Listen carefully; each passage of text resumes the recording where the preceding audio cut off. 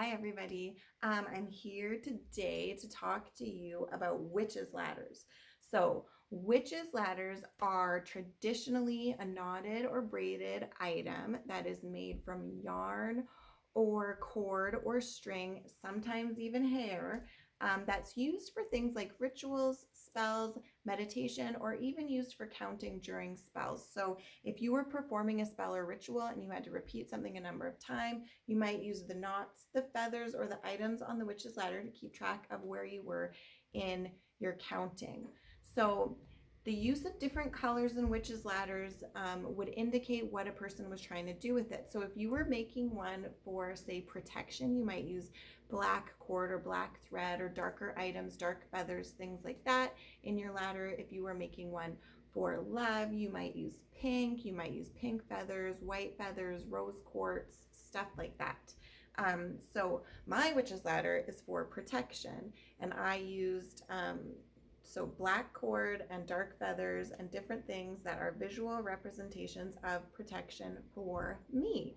So each witch's ladder would be very personal to the person building it. As well, the number of knots or beads or items on a ladder would also kind of correspond with what a person was trying to do. Some people would cluster like certain amounts together and then leave a big gap and then cluster more together, or you would spread them out evenly. It kind of depends on what you're trying to do, and it's very personal to the person building the witch's ladder. So that's kind of a little bit of information about what they look like and what is on them, which can be really anything. The history of witches' ladders is pretty interesting. So I was not able to find where these things originated from, which is kind of strange. But I do know that they go back a very, very long way. In fact, in the Victorian era, there was a woman that passed away. She was well regarded within the area as being a witch. When she passed away, her house was to be demolished. So when the workmen went into her house, they discovered in her attic that she had an armchair, 6 brooms, and a witch's ladder. Now hers was quite long, it was cord, and it had feathers going all the way down it. So the workmen jumped to the conclusion that these must be witch items. Now, one of the reasons they might have jumped to this conclusion was because this attic was actually not accessible from inside the house. So it would have been very difficult for anybody to get to. So they believed that the armchair was for witches to rest on when they were flying through. The brooms were for them to fly away on, and the witch's ladder was a magical item that could be used to help these witches get from rooftop to rooftop. Now, this doesn't make sense for a couple of different reasons. The first one being, if they used the brooms to fly away, how come the brooms were still in the attic? The second one would be, how did they get in the attic without a broom if they needed one of the brooms from the attic to fly away on? And thirdly, what did they need the magical ladder to get to the next roof for if they already had a broom? So I don't know, it doesn't make a ton of sense, but it's generally believed that because the woman was thought to be a witch, they just kind of assumed that these were magical or witches' items used by witches, for witches, that kind of thing. So nothing really came of this for about 9 years, and at that point, Dr. Abraham Coles visited the area. He was super interested to talk to the people and find out why they automatically assumed that these items were witches' items. So he talked to the workmen and he talked to locals in the area, and he actually did not get a ton of information about what exactly was going on. When he asked them about magic and witches and witchcraft, a lot of them did reference a cord with feathers on it, but he didn't get much more. He ended up writing an article about the little bit of information that he found and what these workmen had found in the attic and what they believed them to be. Now, this article caught the attention of American folklorist Charles Godfrey Leland. Now, Leland at the time was in Tuscany, and he was so fascinated by this, he decided to ask the locals there if they had ever heard of anything like this. So What he heard was that witches there made something similar, but they called it witch's garland.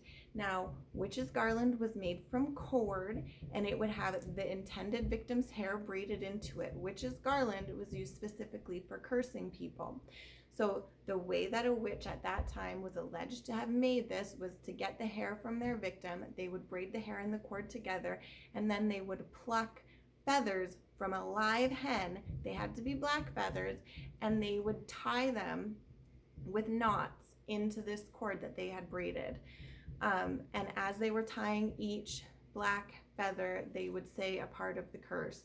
And then they would get some cotton. They would make a representation of the hen. They would put a cross over top of it with black pins, and then they would deposit both the visual representation of the hen and the witch's ladder or witch's garland under the mattress of their intended victim. And voila, a curse is born.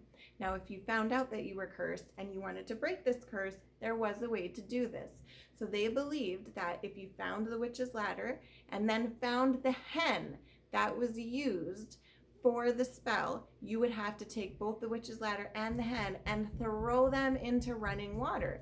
Once you were done that, you would have to go find a church that was performing a baptism at that time and go and take a bath in the holy water, and then you would have to say a very specific spell, and once you did all of those things, your curse would be lifted. So this is a lot of steps, and I don't really know how you would find that hen, but I guess considering that one of the outcomes of these curses was said to be death, people would do pretty much anything to stop them. Now, Leland was actually considered a bit of a tall tale teller, so some people aren't really sure if these stories or these accounts of his are real or not. So hopefully for anybody that thought they might be cursed, they weren't real and nothing bad ever came to them. But if you felt like you were cursed and you had a witch's ladder put somewhere in your house, there are other ways that it is believed you could break the curse. Now, you could locate the witch's ladder, which is actually the only way to break it for any of the options. But you would have to untie each of the knots, in some cases in the order that they were tied, and some spells have very specific ways of tying the knots onto a witch's ladder, so that could be a little bit tricky. Some people believe that you have to throw it into running water. Others give it back to the earth by burying it with salt. Some people say that you have to burn the witch's ladder, while others say if you do burn it, you solidify the curse, so then you'd be in a lot of trouble. So maybe stay away from the burning and just like bury it or give it to the earth through water, something like that. Either way, there is a solution if you are cursed by a witch's ladder. Now, witch's ladders aren't only used for cursing. They can be used for things like protection, which is what mine was made for. They can be used for love spells. They can be used for any number of things. They can be used just to hang in your house and look pretty if you think that that is a pleasing aesthetic for your house. So these are not necessarily items just for cursing or hexing or doing negative things. So Cole's article actually reached somebody else. His name was James George Fraser, and he was an author, and he wrote extensively about myths and folklore and religion. Now, in his studies, he found that people in both Scotland and Germany had a similar item that was allegedly used by witches to steal milk from their neighbors' cows. So this isn't something that's just found in this one spot. This is something that's kind of gotten around and people have heard about it a bit, but it seems fairly unknown. So where these people got these stories from, it's hard to say. The Witch Ladder actually did make itself into a novel, and in the book, it was used, it was put in an attic, I believe, and it was used to curse somebody, and it had to be thrown into a pond that was inhabited by a demon to break the spell. So that's kind of interesting. Now, when the author was asked about it, he said that he completely made the whole thing up. So I don't know where he got the idea for a witch's ladder, something that people were already researching and looking into. Maybe he had heard something through the grapevine. I don't really know, but but it's one of those things that was called into question along with Leland's accounts of his um, stories from Tuscany. They were actually, witches' ladders actually kind of fell under some scrutiny in 1887 when the one from this woman's house from England was presented at the British Association for Advancement of Science. Somebody went to this meeting and they presented it, and some people stood up and said that this was not a witch's item. This was actually something called a sewel, which is a kind of scarecrow like tool that people would hang to keep deers away from their gardens.